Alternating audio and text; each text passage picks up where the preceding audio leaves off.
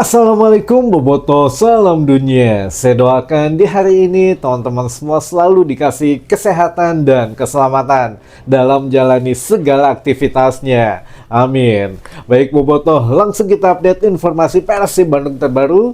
Dan sebelum kita mulai, kita juga ingin ngucapin Wilujeng Sumping buat teman-teman Boboto yang sudah subscribe, yang sudah like, yang sering komen juga di channel ini. Mudah-mudahan menjadi amal kebaikan teman-teman Boboto semua yang langsung dibalas oleh Allah Subhanahu wa taala. Amin. Dan Bobotoh rada tibra mungkin ya nanti malam tidurnya sampai dengan besok karena alhamdulillah kita meraih hasil positif 3 poin oleh-oleh dari Kota Malang, teman-teman. Yang mana ini juga sudah kita ikhtiarkan gitu ya. Kita bantu dengan doa dan memang ada beberapa fakta yang terbaru setelah pertandingan menghadapi Arema FC tadi sore, teman-teman, yang mana ya ini agak sedikit menguras emosi juga sebetulnya, tapi diakhiri dengan kebanggaan gitu ya. Yang pertama langsung saja lah kita bahas beberapa fakta yang terkuak setelah pertandingan menghadapi Arema FC tadi sore, teman-teman. Yang pertama, skor 2-1 atau skor 1-2 ya, karena kita sebagai tamu. Jadi skor 1-2 ini menandakan memang dari beberapa pertemuan atau dari beberapa tahun ini Persib Bandung memang selalu mendominasi minimal draw menghadapi Arema, dan dengan skor 2-1 ini mempertegas kembali bahwa perolehan poin yang mana dari 29, kalau sebelum menghadapi Arema tadi kan kita masih 28 kali pertemuan. Nah, ditambah tadi 29 kali pertemuan dengan statistik 12 kali draw, 12 kali kemenangan dan 5 kali kemenangan untuk Arema. Jadi 12 kali kemenangan untuk Persib Bandung. Arema hanya menang 5 kali atas Persib Bandung di 29 kali pertemuan itu, teman-teman. Dan uniknya di 5 tahun terakhir ini siapapun itu yang apakah draw atau Persib bermain di kandang ataupun tandang mungkin menang gitu ya, itu skornya tidak jauh-jauh dari 1-0, 2-1, 1 sama gitu ya, draw 2 sama. Jadi angka 1 dan 2 ini angka ajaib mungkin untuk kedua kesebelasan gitu ya, teman-teman. Jadi intinya Persib Bandung menang sore hari tadi itu memang ya kita patut syukuri atas kerja keras juga, dan juga salah satu taktik yang hopeless dari Bojan Hodak gitu ya, taktik yang nyangges lah, nu penting mah anggeskeun permainan, tapi ya dibalik itu alhamdulillah ya kita remontada atau berbalik keunggulan atau membalikkan keunggulan di detik-detik terakhir, teman-teman gitu. Jadi impas lah untuk di ACL 2 kemarin kita masuk kebobolan di menit-menit terakhir atau di injury time. Kita juga sekarang mencetak gol di injury time atau di menit-menit terakhir yang memang rada nyesek lah untuk tim tuan rumah gitu ya. Nah, itu yang pertama.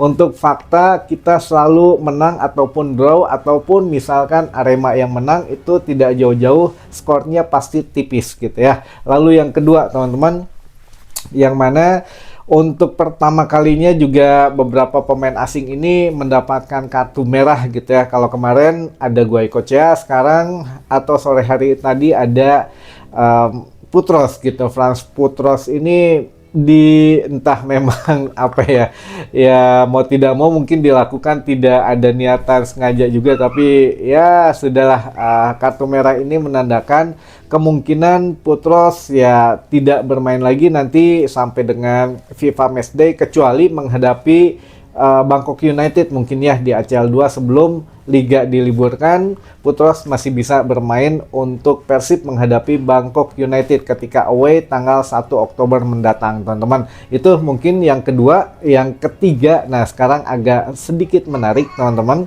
yang mana banyak yang mempertanyakan gitu ya. Yang pertama, Bojan Hodak dulu lah, menurunkan starting 11 yang memang berbeda daripada sebelumnya, yang memang sebelumnya kita juga berharap permainan di ACL 2 ini kembali ditampilkan gitu ya di sore hari tadi ketika menghadapi Arema. Tapi ternyata Bojan Hodak melakukan rotasi hampir ya tidak besar, tapi mungkin hampir 40% dirubah komposisinya, dan memang terlihat itu rada bikin deg-degan gitu ya.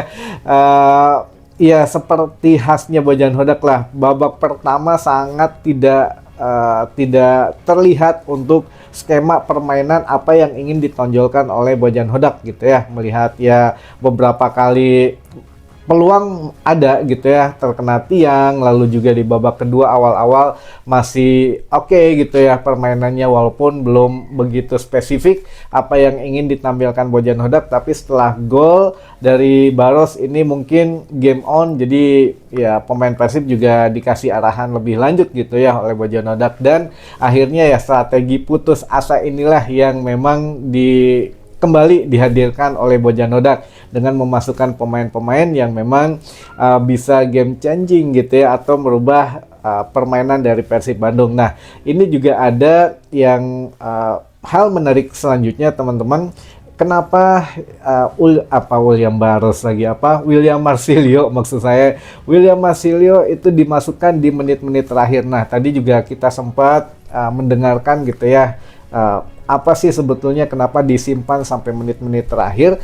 Karena gini, kalau Bojan Hodak itu jika ada pemain yang cedera atau pemain yang sudah lama tidak bermain, akan mencoba dimainkan kembali di babak kedua atau dikasih kesempatan untuk menaikkan kualitas permainannya, sentuhan bolanya juga meningkat, jadi tidak dari babak pertama gitu teman-teman. Makanya William Marcilio di sini dimasukkan di akhir-akhir babak kedua, karena ya memang itu tadi, selain skema permainan, Bojan Hodak juga selalu konsisten gitu ya memainkan pemain yang habis dari cedera atau pemain dari akumulasi kartu atau yang memang yang jarang bermain, itu selalu dikasih menit bermain di akhir-akhir, dan next laganya baru bisa dimainkan full. Nah, ini kita juga perlu apresiasi keberanian dari Bojan Hodak menurunkan Tom Haye teman-teman. Nah, ini juga fakta selanjutnya yang mana Tom Haye bisa bermain hampir full gitu ya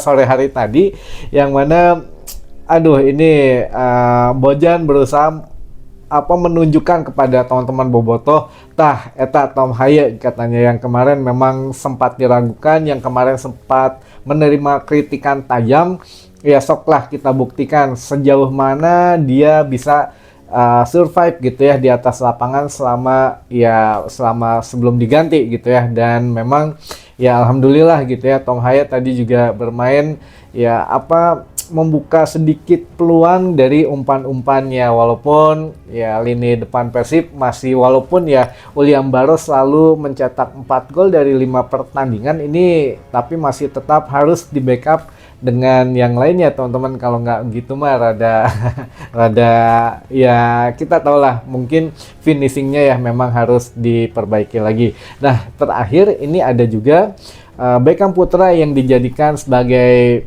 kapten tadi. Nah, ini juga kita harus kasih apresiasi, yang mana Beckham Putra dengan usianya yang masih muda gitu ya, dengan dikasih jabatan kapten, apa sih yang ingin Bojan Hodak tampilkan dari seorang Beckham Putra. Nah, ini Beckham Putra kan sebentar lagi mungkin akan ya mudah-mudahan dipanggil lagi gitu ya di FIFA Matchday di timnas menghadapi kualifikasi Piala Dunia. Jadi dia biar lebih punya jam terbang lagi, dan dia juga mungkin tidak merasa minder lagi teman-teman, karena ya inilah saatnya pemain-pemain muda Persib ditonjolkan gitu ya, walaupun ya memang harus ada yang ya kan Maklok tidak ada gitu, biasanya gue Kocia yang jadi kapten kalau di tim sebelumnya gitu ya, namun tidak ada juga yang lain-lain. Nah, mungkin belum tentu ini jadi Beckham Putra yang dipilih gitu, tapi kita ya apresiasi lah,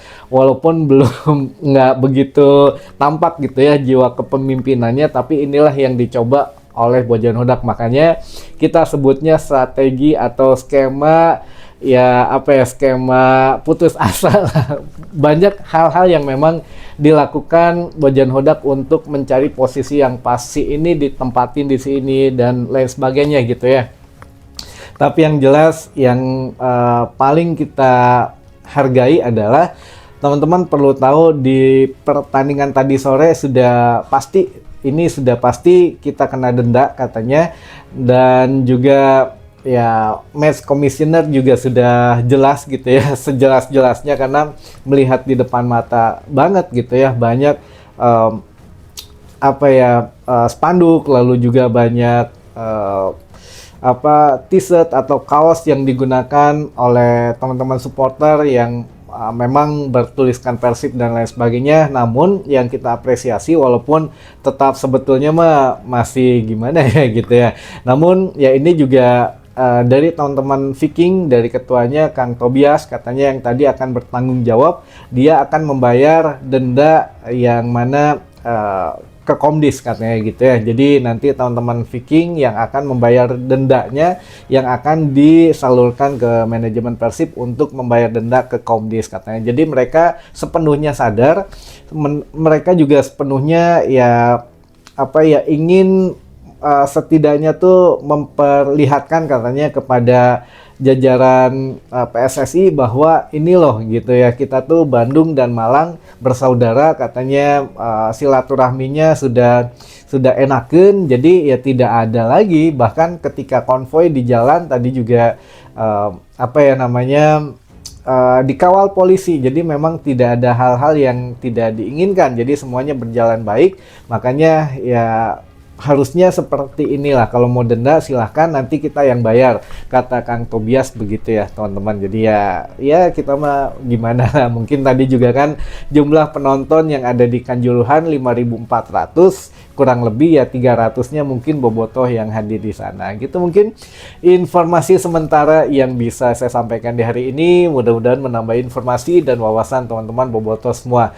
Sampai ketemu lagi di informasi selanjutnya. Wassalamualaikum bobotoh, salam dunia.